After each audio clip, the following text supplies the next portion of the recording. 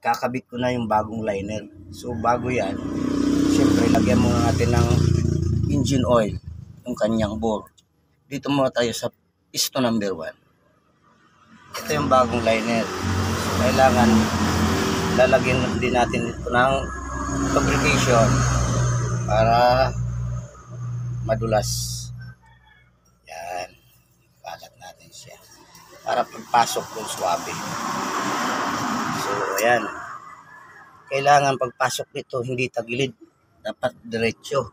Kasi pag tagilid, hindi papasok agad. At saka pwedeng ma-deform. So bago natin yan i-press, kailangan tuwid. So ayan, ito ang gagamitin kong pang diin niya, yung makapal na bakal. So ipapatong natin ito dito, tapos dandahan natin pukpuin ng maso. Yan.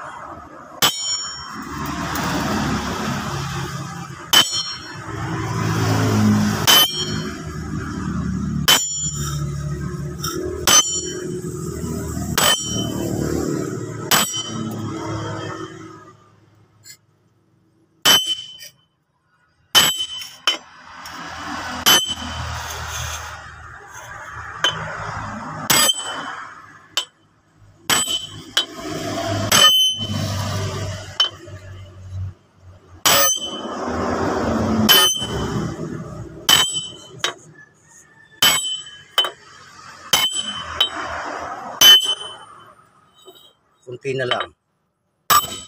Ayun.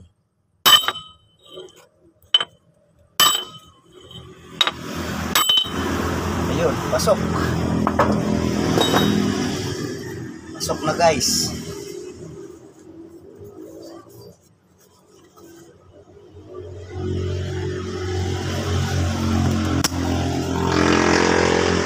Ayan. Okay na okay. Pasok na pasok siya.